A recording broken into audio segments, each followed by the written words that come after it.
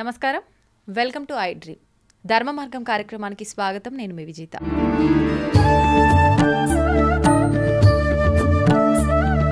ప్రస్తుతం మనతో పాటు ఉన్నారు గోవర్ధనికో విలేజ్లో. వారు ఎన్నో సేవలను అందించి కృష్ణతత్వంలోని మెలకువలను, ఆధ్యాత్మిక మార్గంలోని మెలకువలను ఎప్పటికప్పుడు మనందరికీ కూడా తెలియజేస్తూ ఉంటారు.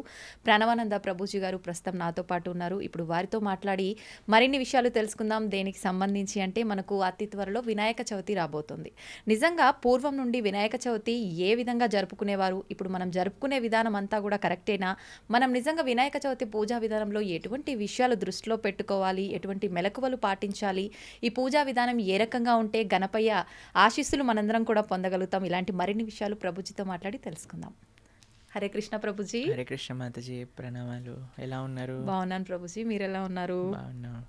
సంతోషం ప్రభుజీ. మిమ్మల్ని చూడగానే ఒక పాజిటివ్ వైబ్రేషన్స్ వస్తూ ఉంటాయి. ఆ ఫేస్లో తెలియకుండానే చిరునవ్వు చాలా శాంతంగా అనిపిస్తుంటుంది ప్రభుజీ. నిజంగా స్టూడియో అంతా కూడా. Thank you Prabhuji, thank you. సంతోషం ప్రభుజీ. వినాయక చవితి రాబోతోంది. నిజంగా పూర్వం నుంచి కూడా అసలు వినాయక చవితి జరుపుకునే విధానం ఏ రకంగా ఉంది? ఇప్పుడు చూసుకుంటే మనకు నవరాత్రుల్లో కూడా దేవుడికి పూజ చేయడం కంటే ఎక్కువ ఉత్సవాలు, హంగులు, ఆర్భాటాలు, పాటలు, రకరకాల సందడి చేస్తున్నారు. నిజంగా ఈ చేసే విధానం అంతా కరెక్టేనా? ఏ రకంగా చేసుకోవాలి? అసలు ఎలాంటి విషయాలు దృష్టిలో పెట్టుకోవాలి మనం వినాయక చవితి గురించి? ఏ రకంగా జరుపుకోవాలి? ఏదైనా తప్పు చేస్తున్నామా? చేస్తే ఏం తప్పు చేస్తున్నామా పూజలో? చాలా మంచి ప్రశ్న అడిగారు. ఇప్పుడు వినాయక చవితి రాబోతుంది, అందరూ కూడా సిద్ధమవుతున్నారు వినాయక ఉత్సవాలు చేయడానికి. మన సనాతన ధర్మంలో ప్రతి ఒక్క ఉత్సవం కూడా ఎంతో ఆనందంతో, ప్రకృతికి దగ్గరగా, మన భక్తి భావనలు పెంచే విధంగా మన పెద్దలు వాటిని స్థాపన చేశారు. కానీ రోజు రోజుకి మీరు చూసేసరికండి మన యొక్క ఆనందాన్ని దేవుడి పేరు పెట్టి మనం పూజలు పునస్కారాలన్నీ కూడా చేస్తున్నట్టుగా అనిపిస్తూ ఉన్నది ప్రస్తుత సమాజాన్ని చూస్తే. కరెక్ట్ ప్రభుజీ. మీకు కొన్ని విషయాలు చెప్తాను. నిజంగా మీకు ఆ గణపతి యొక్క ఆశీర్వాదం కావాలి అని అంటే మీరు చేయకూడని పనులేమిటి, చేయాల్సిన పనులేమిటి? మొట్టమొదటిది, ఒక మట్టి ప్రతిమనే మనం ఉపయోగించాలి భగవంతుడి యొక్క ఆరాధనకి. ఇప్పుడు ఆరాధన అనేది షో ఆఫ్ కాదండి. It's not a competition. వీళ్ళు ఇంత పెద్దది తెచ్చారు కాబట్టి నేను ఇంత పెద్దది పెట్టాలి, వాళ్ళు అంత పెద్దది తెచ్చారు కాబట్టి నేను ఇంత పెద్దది పెడతాను, వాళ్ళు ఒక 1 కిలోమీటర్ లైటింగ్ చేస్తారు, నేను 2 కిలోమీటర్స్ లైటింగ్ చేస్తాను. ఇది కాదండి వినాయకుడికి కావాల్సింది. పోటీ కాదు కావాల్సింది. పోటీ నిజంగా పడాలి అని అంటే నేను ఎంత భక్తి శ్రద్ధలతో, నియమనిష్టలతో, తపస్సుతో చేశాను అనే వాటి విషయం పైన పోటీ పడాలి. నిజంగా చెప్పాలి అని అంటే ఎంత సాంస్కృతికంగా చేసుకున్నాము, ఎంత పర్యావరణానికి దగ్గరగా చేసుకున్నాము, ఎంత భక్తి భావనతో చేసుకున్నాము అనేది చాలా ముఖ్యం. ఇప్పుడు మీరు చూస్తారు, నేను ఒక దగ్గర చూశాను, చాలా బాధపడ్డానండి. వినాయక ఉత్సవము అని పైన పెద్ద బోర్డు ఉంది, వెనకాల గణపతి ఉన్నాడు, పూజ జరిగింది, దీపం ఉన్నది, అంతున్నది, కానీ ముందట సినిమా పాటలు పెట్టి డాన్స్ చేస్తున్నాడు. ప్రతిసారి జరిగేది ఇదే ప్రభుజీ, నవరాత్రుల్లో కూడా. ఎంత ఎంత ఆశ్చర్యం వేసింది అని అంటే ఒక్కసారి ఆలోచించండి, వెనకాలన్నది ఎవరు? నిజంగా మనకి ఆ భావన ఉంటే గణపతి సాక్షాత్తుగా అక్కడ ఉన్నాడు, ఈశ్వరుడి యొక్క కుమారుడు అక్కడ ఉన్నాడు, పార్వతీదేవి యొక్క తనయుడు అక్కడ ఉన్నాడు అని మీరు భావన చేస్తే ఎంత రెస్పెక్ట్ఫుల్గా ఉంటారండి. ఇప్పుడు మీకు ఒక విషయం చెప్తాను. నేను ఒక సాధువుని మన దగ్గరకు వచ్చినప్పుడే మీరు కొద్దిగా సావధాన అయిపోతారు. ఇప్పుడు మనం ఎలా మాట్లాడాలి, ఎలా కూర్చోవాలి, ఎలా ఉండాలి, మన మాటలన్నీ కూడా అంటారా లేదా? మీరు చెప్పండి. కరెక్ట్. అదే ఒక గణపతి దేవుడు మన ముందు ఉన్నారంటే మనం ఎంత సావధానంగా ఉండాలి, ఎంత భక్తి భావనతో ఉండాలి, ఎంత శ్రద్ధగా ఉండాలి. ఒకసారి మనము ఈ ఉత్సవాలు ఏం చేయాలి అంటే అండి, నాకు చాలాసార్లు మేము ఈ విషయాన్ని ప్రస్తావన చేశాను, మన సంస్కృతి సాంప్రదాయాలను ప్రోత్సహించే విధంగా ఉండాలి. మీకు ఒక విషయం చెప్తాను. మేము చిన్నప్పుడు ఒక ఆలయంలో ఒక కార్యక్రమానికి వెళ్ళినప్పుడు, వెంకటేశ్వర స్వామి బ్రహ్మోత్సవాలకు వెళ్ళినప్పుడు అక్కడ ఒకరోజు హరికథ చెప్పించారనమాట. ఒక లేడీ ఎంత బ్యూటిఫుల్గా ప్రహ్లాదోపాఖ్యానం చెప్పారు, ఎంత బ్యూటిఫుల్గా ధృవ చరిత్ర చెప్పారు అని అంటే I was just mesmerised. 1.5 hours నేను అలానే చూస్తున్నాను అనమాట. దాని తర్వాత ఆవిడతో మాట్లాడాను నేను, అమ్మ మీ టీం అంతా ఇంత బాగా చేశారు. I was in 9th class అప్పుడు. అయితే నేను అడిగాను ఎంత బాగా చేశారు, అసలు ఎక్కడి నుంచి నేర్చుకున్నారంటే మేము మా అమ్మగారు నాన్నగారు వీళ్ళందరూ నేర్పించారండి. అసలు మీరు ఇంకెక్కడెక్కడ పర్ఫామ్ చేస్తారంటే ఇప్పుడు మమ్మల్ని ఎవ్వరూ ఎక్కడికి పిలవరు, ఎప్పుడో ఒకసారి సంవత్సరంలో 2-3 ప్రోగ్రామ్స్కి వస్తే చాలా గొప్ప విషయం. మాకు గుర్తింపే లేదండి. మీకు అవధానాలు తెలుసు, మీకు అష్టావధానం అని చేస్తారు, శతావధానం అని చేస్తారు. తెలుగు సాహిత్యం ఎంత గొప్పగా దాంట్లో ప్రదర్శిస్తారు. మనకి ఎంత కూచిపూడి, భరతనాట్యం, ఎంత సాంస్కృతికమైన కీర్తనలు, సంకీర్తనలు, హరినామ జపములు, ఎంత అద్భుతమైన విషయాలు మనం చేసుకోవచ్చు ఒక పండగ వాతావరణంలో. ఇప్పుడు తెలుసా అండి మీకు, ప్రపంచ దేశాలు మీరు ఇంటర్నెట్లో చూసే ఉంటారు, లండన్లో పెద్ద పెద్ద చర్చెస్లలో, పెద్ద పెద్ద చాపెల్స్లలో thousands of people కూర్చొని, అందరు వెస్టర్నర్స్, వాళ్ళందరూ కూర్చొని హరే కృష్ణ సంకీర్తన చేస్తూ ఉన్నారు. ఇంటర్నెట్లో చాలామంది ఇప్పుడు వైరల్ అయిపోతున్న వీడియోస్ చూస్తుంటారు. ప్రపంచం మొత్తం కీర్తన్ అని అన్న వర్డ్ చూడండి, అందరు వచ్చేస్తుంటారు, హౌస్ఫుల్ అయిపోతాయి అన్నమాట అలాంటి షోస్. ఎందుకంటే జనాలందరికీ ఆ ఆధ్యాత్మికమైన ఆ వైబ్రేషన్స్, మీరు ఇందాక అన్నారు కదా ఆధ్యాత్మిక వైబ్రేషన్స్ ఫీల్ అవుతామని, అది భగవన్నామంలో ఉన్నది. కలో దోష నిదేరాజన్ అస్తి ఏకోన్మహాన్ గుణాన్ కీర్తనాతేవ కృష్ణస్య ముక్త సంగ పరం వ్రజేత్ అని భాగవతం చెప్తుంది మనకి. ఎక్కడైతే హరినామం చేస్తారో, ఎక్కడైతే భగవన్నామ సంకీర్తన జరుగుతుందో అది మొత్తం ప్రపంచానికి మేలు చేస్తుంది. ఆధ్యాత్మిక వైబ్రేషన్స్ మొత్తం స్ప్రెడ్ అయిపోతాయి అన్నమాట. ఇప్పుడు దైవారాధన జరిగినప్పుడు దైవికమైన కార్యక్రమాలు చేయాలి కదండి. మనం సినిమా పాటలు పెట్టి, అంటే ఒక రకమైన భౌతికమైన ఎన్వైరన్మెంట్ అక్కడ తయారు చేస్తే మీరు ఒక్కసారి ఆలోచన చేయండి, అక్కడ నిజంగా గణపతి వస్తాడా అలాంటి ప్రదేశానికి? చెప్పండి. ఖచ్చితంగా రాడు ప్రభుజీ. ఎక్కడైతే భక్తి భావన ఉంటుందో, ఎక్కడైతే మనకి నిష్ట ఉంటుందో అక్కడే వస్తాడండి. కాబట్టి మనం ఎప్పుడైనా సరే అసలు పెద్దల్ని తెలుసుకోండి, అసలు ఎలా చేయాలి. ఏదైనా ఉత్సవం మనం చేద్దాము అని అనుకుంటే అసలు ఎలా చేయాలి, ఏంటి అసలు శాస్త్రంలో చెప్పిన విధి విధానములు ఏంటి, ఏం చెయ్యాలి, ఏం చెయ్యకూడదు అనే విషయాలన్నీ నేర్చుకోవాలండి. అన్నిటినీ కూడా ఏదో షో ఆఫ్గా, ఏదో పోటీగా చేయకూడదండి. అది చాలా తప్పు అవుతుంది. ఇంకా కరెక్ట్ ఫలితాలు రాకుండా చెడ్డ ఫలితాలు వస్తాయి మనకు నిజంగా. మీరు ఈ విషయం వినే ఉంటారు, మీరు ఎప్పుడైనా వినాయక వ్రత కథ వింటే, ఆయన ఒకసారి ఆయన పొట్ట పగిలిపోయినప్పుడు చంద్రుడు నవ్వుతాడు. అప్పుడు పార్వతీదేవికి చాలా కోపం వచ్చి చంద్రుడికి శాపం ఇస్తుంది. మీరు విన్నారా ఈ కథ? అదే ఒకసారి మీరు చూడండి, దాని లోపల తత్వం ఏంటి, గణపతిని ఎగతాళి చేశాడు, అంతే కదండి. మనం కూడా వినాయక నిమజ్జనాల పేరుతో, వినాయక ఉత్సవాల పేరుతో గణపతి ముందు వేసే డాన్సులు. నేను ఒకసారి ఒక కమిటీ వాళ్ళు మీటింగ్ చేస్తుంటే I was just happen to be there అనమాట, ఒక సొసైటీలో.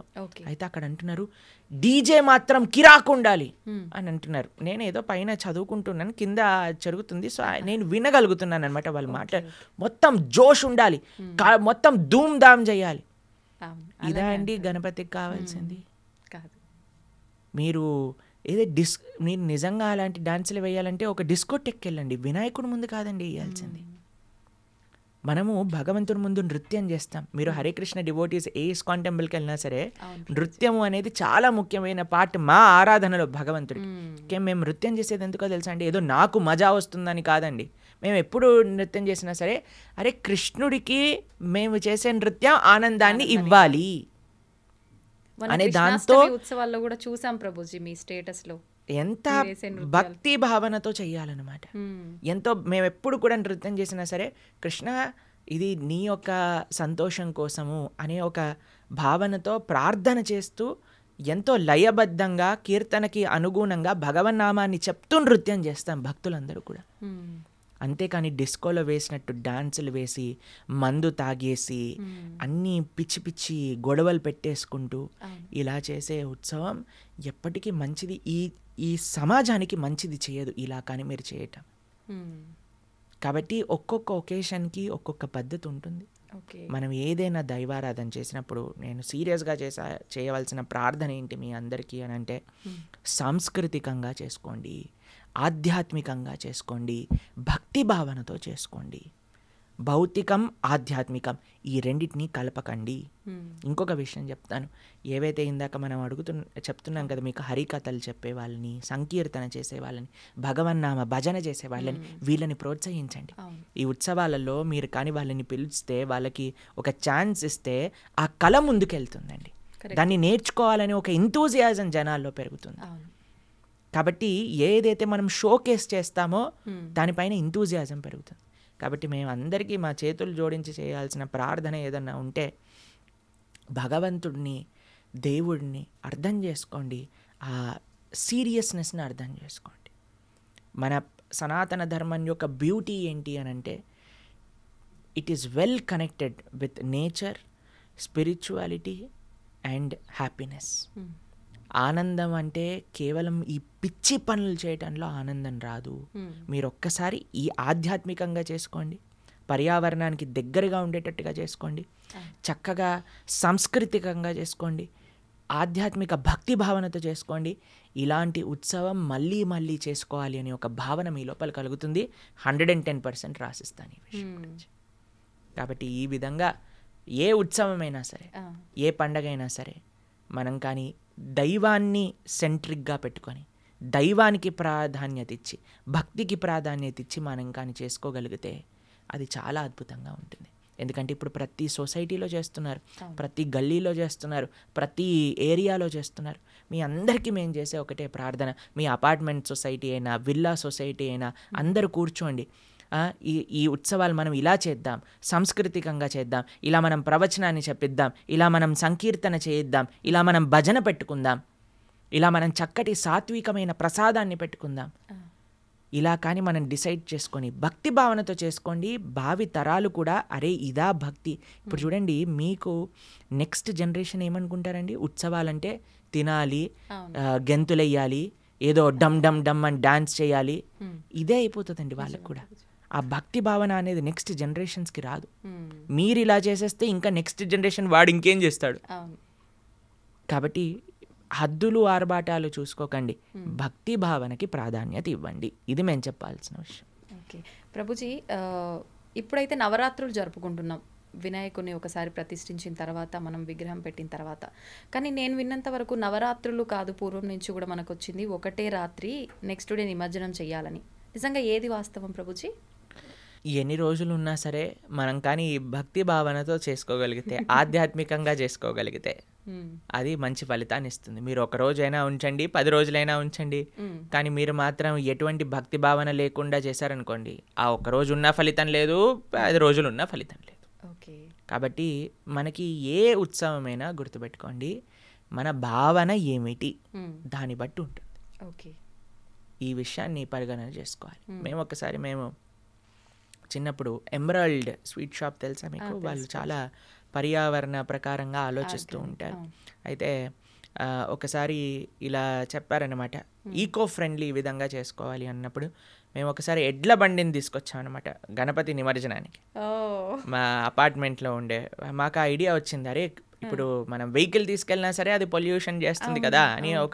మా స్కూల్ దగ్గర ఒక ఎడ్ల బండి వాడు కనిపించాడు. వాడిని అడిగా, మరి వినాయక చవితి నిమజ్జనానికి వస్తావంటే వస్తాను అన్నాడు. అయితే ఎడ్ల బండి పైన వినాయకుడిని కూర్చోబెట్టి తీసుకెళ్ళాం అనమాట. కాబట్టి ఆలోచన చెయ్యండి, మీరు జస్ట్ ఆలోచన చెయ్యాలంతే. ఎంత మనకి ధర్మం అంటే ఏంటో తెలియదా అండి, ఆధ్యాత్మికం అంటే ఏంటో తెలియదా అండి, సంస్కృతి సాంప్రదాయాలు అంటే ఏంటో తెలియదా అండి. ఆ విధంగా ఒక ఉత్సవాన్ని చేసుకోవడానికి ప్రయత్నం చేయండి వీలున్నంత. ఇప్పుడు చూడండి, డిస్కో వీటిని పెట్టడానికి, బ్యాండ్లు పెట్టడానికి, తర్వాత హద్దులు ఆర్భాటాలకు వెళ్ళడానికి ఎంత డబ్బులు వేస్ట్ అయిపోతాయి. ఆ డబ్బుల్ని మీరు మంచి కార్యక్రమాలకి, ఈ సొసైటీ వాళ్ళందరూ కూడా దగ్గరకు వచ్చి మనం ఇంతమందికి అన్నదానం చేద్దాం, మనం ఇంతమందికి చక్కగా ఆలయానికి ఒక ప్రాజెక్ట్కి ఎక్కడైతే భగవంతుడి యొక్క సేవ చేస్తుందో దానికి డొనేట్ చేయండి, లేదా 10 మందికి అన్నం పెట్టడానికి ప్రయత్నం చేయండి, మంచి కార్యక్రమాలు చేయడానికి ప్రయత్నం చేయండి కదా. అనవసరంగా మన ఎంజాయ్మెంట్కి దేవుడికి ఇచ్చిన డబ్బుల్ని ఖర్చు పెట్టి దాని తర్వాత దానివల్ల పాపం మూట పెట్టుకునే అవసరం లేదు కదండి. అది సంగతి. ప్రభుజీ, వినాయకుడిని రకరకాల ఆకులతో, పత్రాలతో పూజిస్తుంటారు. ఎందుకని ప్రభుజీ అన్ని రకాల పత్రాలతో ఎందుకు పూజించాలి? దేవారాధన చాలా సింపుల్ అండి. చాలా వినాయకుడికి ఆయన ఏనుగు యొక్క ముఖంతో కలిగిన వారు, ఆయనకి మోదకములు, ఉండ్రాళ్ళు, కుడుములు ఇవన్నీ చాలా విశేషంగా ఇష్టం. మీరు చక్కగా ఈ నైవేద్యాలన్నీ కూడా తయారు చేసి భగవంతుడికి, శ్రీకృష్ణుడికి, నారాయణుడికి నివేదన చేసి ఆ నివేదనని గణపతికి పెట్టామనుకోండి, ఇంకా చాలా ఆనందిస్తాడు ఆయన. ఎందుకంటే ఆయన గురించి చెప్తారు, నిరంతరము కూడా గణపతి ఆ శక్తిని, విఘ్న నివారక అనే శక్తిని భగవంతుడి యొక్క ఆశీస్సులతో పొందుతూ ఉంటారన్నమాట. స్వామి ఎప్పుడూ కూడా ఆయన శ్రీపాద చిహ్నములు గణపతి పైన ఉంటాయి. అటువంటి గణపతి యొక్క ఆరాధనలో ఈ చక్కటి సాత్వికమైన విషయములన్నీ కూడా భగవంతుడికి నివేదన చేసి ఆ నివేదన అంతా కూడా గణపతికి పెట్టగలిగితే చాలా విశేషమైన ఫలితం వస్తుంది మనకి. ప్రభుజీ, మనం చంద్రుడిని చూస్తే నీలాప నిందలు ఎదుర్కొంటామని చెప్పి ఇందాక మీరు కూడా చెప్పారు. అయితే అది ఓన్లీ వినాయక చవితి రోజు మాత్రమేనా, ప్రతిసారి వచ్చే చవితిగా? ఇదొక సందేహం. లీలాప నిందలు మీరు చేసే తప్పుడు పనుల వల్ల వస్తాయి, కానీ చంద్రుడిని చూడటం వల్ల రాదు. కాబట్టి మనము అన్ని పిచ్చి పనులు చేసి చంద్రుడి వల్ల నాకు లీలాప నిందలు వచ్చాయి అని అనలేం కదండి. ఏం చేసినా మనం మంచిగా ఉంటే, మనం భగవంతుడికి శరణాగతుడు ఉంటే ఎటువంటి కష్టాలు జీవుడికి రావు. అన్నిటికంటే ముఖ్యమైనది ఏంటి అని అంటే, ఇది ఇలా చేస్తే నల్ల పెళ్ళిపోయినందుకు నాకు ఇలా అయిందా, చంద్రుడిని చూసినందుకు నాకు ఇలా అయిందా, కన్ను రెప్పలు పడినందుకు ఇలా అయిందా, బల్లి పడినందుకు ఇలా అయిందా, ఇవన్నీ విషయాలు ప్రపంచంలో జనాలందరూ చిన్ని చిన్ని విషయాల వల్ల ఒక రకమైన మానసిక స్థితిలో, అరే నేను ఇప్పుడు ఇది నల్ల నువ్వులు తీసుకున్నాను, ఉప్పు పట్టుకున్నాను, అదైంది ఇదైంది, వీటన్నిటిని పక్కన పెట్టండి. మనకి కావాల్సినది ఏంటి అని అంటే, భగవంతుడి పైన నమ్మకం మనం పెంచుకోవటం, మనము ధార్మికంగా ఉండటం. మనం ధార్మికంగా కానీ ఉండగలిగితే, భగవంతుడి పైన పూర్తి విశ్వాసం నమ్మకంగానే ఉండగలిగితే, మనకి ఏది జరిగినా సరే ఆ స్వామి మంచిగా చేస్తాడు. కాబట్టి ఇలాంటి చిన్ని చిన్ని విషయాల గురించి మనం ఎప్పుడు పట్టించుకోరాదండి. మనం కావాల్సినది మన భక్తి భావన భగవంతుడి పైన ఉన్నదా, ఇది అన్నిటికంటే ముఖ్యమైన విషయం. ప్రభుజీ, భగవంతుని ఆరాధించడానికి మనకు సాంప్రదాయం, ఆచారం, వంతన, ఆనవాయితీ ఇవన్నీ అవసరం లేదనే చెప్పొచ్చు. కానీ చాలామంది వినాయక చవితి రోజు వినాయకుడిని ఇంట్లో పెట్టుకుంటూ ఉంటారు. కొంతమంది మాత్రం అది మనకు ఆనవాయితీ లేదు, పెట్టకూడదు అని చెప్పి. నిజంగా అలా చూసుకోవాలని అంటారా భగవంతుని ఆరాధించడానికి? స్వామి యొక్క సేవ, భగవంతుడి యొక్క సేవ ఎవరైనా చేసుకోవచ్చండి. ఎవరికి నిష్ట కలిగింటే వాళ్ళు తప్పకుండా భగవద్ ఆరాధన, శ్రీకృష్ణుడి యొక్క ఆరాధన చేసుకోవచ్చు తప్పకుండా. దాంట్లో ఎటువంటి తప్పు లేదు. చాలామంది అంటారు, మేము ఇప్పుడు హరినామ స్మరణ చేయండి, నారాయణుణ్ణి ఆశ్రయించండి అని అంటే, మా ఇంటి సాంప్రదాయం కాదండి అని అంటే. మనము జీవులం, జీవుడి యొక్క స్వరూపం కృష్ణేర నిత్యదాస్, కృష్ణుడి యొక్క నిత్యదాసులం మన యొక్క స్వరూపం. కాబట్టి ఆ స్వరూపం మీకు ఇప్పుడు చూడండి, ఒక కుటుంబంలో మనం ఎన్ని సంవత్సరాలు ఉంటామండి? ఒక జన్మలో కొన్ని సంవత్సరాలు ఒక కుటుంబానికి సంబంధించిన వాళ్ళం, కానీ ఎన్ని జన్మలకో తల్లిదండ్రుడు ఆ శ్రీకృష్ణుడే కదా. కాబట్టి ఆ భగవంతుని ఆశ్రయించడానికి కుటుంబం ఎందుకు మధ్యలోకి వస్తుంది మనకి? కాబట్టి చక్కగా మనం భగవంతుడి యొక్క సేవ చేసుకోవచ్చు, దాంట్లో ఎటువంటి తప్పు లేదు. ప్రభుజీ, గణపయ్య పూజ తర్వాత ఖచ్చితంగా లాస్ట్లో గుంజిలు తీస్తుంటారు. దాని వెనకాల ఆంతర్యం ఏంటి ప్రభుజీ? గుంజిళ్ళు తీయడానికి ఆంతర్యం ఏమిటి అని అంటే, మనం చేసే తప్పులకి క్షమాపణ అడగటము. కానీ మీరు గుంజిళ్ళు తీసాక మళ్ళీ మీరు కొత్త ఖాతాను ఓపెన్ చేసేసి మళ్ళీ చేసిన తప్పులు చేశారనుకోండి, ఆ గుంజిళ్ళు వేస్ట్ అయిపోయినట్టు. అది జస్ట్ ఒక ఎక్సర్సైజ్ అవుతుంది. దాన్ని మీరు ఎలాగైతే జిమ్లో చేస్తారో అలానే అవుతుంది గణపతి ముందు చేసింది కూడా. కానీ మనం భగవంతుడి ముందు చేసే ఏ ప్రార్థన, ఏ క్షమాపణ ఎటువంటిది అని అంటే, ఏమని గుంజిళ్ళు తీయాలో తెలుసా అండి? ఇంకోసారి నేను ఈ తప్పు చెయ్యను, ఆ తప్పు చెయ్యకుండా నాకు శక్తినివ్వు. గణపతికి అందరు ప్రార్థన చేస్తారు, నేను అనుకున్న దాంట్లో ఎటువంటి కష్టాలు రాకుండా, ఎటువంటి ఆటంకాలు రాకుండా నన్ను ప్రార్థన చెయ్యి అని అంటారు. దాంతోపాటు ఇంకొక ప్రార్థన యాడ్ చేయండి. ఏంటో తెలిసిన మీకు? అయ్యా, నేను ఏదైనా తప్పు పని చేయడానికి వెళ్తే దాంట్లో ఆటంకాలు కలిగించు అని ప్రార్థన చేయాలి గణపతికి. కలిగించమని. నేను ఏదైనా అధార్మికమైన పని చేస్తే దాంట్లో ఆటంకాలు కనిపించి నన్ను ఆ తప్పు చెయ్యకుండా నువ్వే కాపాడు అని కూడా ప్రార్థన చేయాలి గణపతి. ఎందుకంటే మనకు తెలియదండి, మనం అనుకుంటాం ఇది మంచి పని అని, నీకు తెలియదు కదా అది మంచి పనో మంచి పని కాదో. కాబట్టి భగవంతుడి పైన నమ్మకం పెట్టుకోవాలి, గణపతికి ప్రార్థన చేయాలి. తండ్రి, ఏదైనా తప్పు మార్గంలోకి వెళ్తే నన్ను కాపాడు అనే ఒక ప్రార్థన కూడా మనం గణపతికి చేయొచ్చు. ఇంకొక విషయం చెప్తానండి, గణపతి మహాభారతాన్ని లిఖించారు. మీకు ఆ విషయం తెలుసా? తెలీదా? వేదవ్యాసుడు మహాభారతాన్ని రాయాలి అని అనుకున్నప్పుడు ఎవరు ఈ సేవ చేయగలుగుతారు అని చూస్తే గణపతిని పట్టుకొస్తారనమాట. మా వ్యాసుల వారు ఒక విషయం చెప్తారు, నేను చెప్తూ ఉంటాను, నువ్వు రాస్తూ ఉండాలి, కంటిన్యూస్గా రాస్తూ ఉండాలి అని అంటున్నప్పుడు ఆయన రాస్తూ రాస్తూ రాస్తూ ఉన్నప్పుడు ఆయన కలం ఏదైతే ఉందో అది విరిగిపోతుంది. అప్పుడే గణపతి దంతాన్ని విరక్కొట్టేసి రాయటం ప్రారంభం చేస్తారు. కాబట్టి ఎంత కర్తవ్య నిష్ఠ భగవత్ సేవలో గణపతికి ఉన్నది.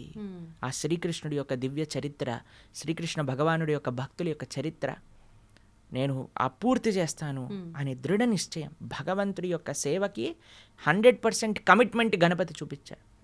అలానే మనం కూడా భగవత్ సేవ, భగవద్ ఆరాధనలో నిష్ఠ ఉండాలి అని మనం గణపతికి ప్రార్థన చేయాలి. నాకు అలాంటి శక్తినివ్వు భగవంతుడి యొక్క సేవ చేసుకోవడానికి అని మనం ప్రార్థన చేయాలి. ఇంకొక విషయం చెప్తానండి. గణపతి యొక్క విగ్రహాన్ని మనం చూసేటప్పుడు మనకి ముందు ఆయన చెవులు కనిపిస్తాయి, పెద్ద చెవులు కనిపిస్తాయి. గణపతి సూచన ఏంటి అని అంటే మంచి విషయాలను వినటం నేర్చుకో. గణపతి ముఖం చూసారా మీరు ఎప్పుడైనా? నోరుని చూసారా? నోరు కనిపించదు, తొండం కింద ఉంటుంది. మనం మాత్రం మనల్ని ఎవరిని చూసారనుకోండి ఫస్ట్ మాట్లాడేస్తాం, మనం పెద్ద నోరు వేసుకొని కాకా కాకా కాకా అని కంటిన్యూస్గా మాట్లాడేస్తూ ఉంటాం. వద్దురా బాబు అన్నా సరే మాట్లాడేస్తూ ఉంటాం. మనం సజెషన్స్ అడగకపోయినా సరే మాట్లాడేస్తూ ఉంటాం. కానీ గణపతి ఏం చేస్తున్నాడంటే నువ్వు మాట్లాడక ఎక్కువగా. ఈ తగాదాలన్నీ కూడా, ఈ ప్రపంచంలో ఉండే కష్టాలన్నీ కూడా అనవసరంగా మాట్లాడటంలో వస్తూ ఉంటాయి. కాబట్టి తక్కువ మాట్లాడు, ఎక్కువ విను, మంచి మాటలను విను, వినటంలో శ్రద్ధ ఉంచు, మాట్లాడటంలో శ్రద్ధ. ఇప్పుడు ప్రపంచంలో ఉండే వాళ్ళందరూ మాట్లాడడానికి సిద్ధమైపోయారండి. ధర్మాధర్మ విచక్షణ లేకున్నా, శాస్త్ర పరిజ్ఞానం లేకున్నా నేను మాట్లాడేస్తాను ధర్మం, నాకు తోచిందే ధర్మము, నేను పట్టుకున్న కుందేలుకి 3 కాళ్ళు అన్నట్టుగా చేస్తూ ఉన్నారనమాట. కానీ అలా కాకుండా వినటం ప్రయత్నం చేయి. మంచి విషయాలు ఎవరైతే చెప్తున్నారో, మంచి మాటలు ఎవరైతే చెప్తున్నారో వాళ్ళ విషయాలు విని నేర్చుకో అని గణపతి మనకి సూచిస్తున్నారు.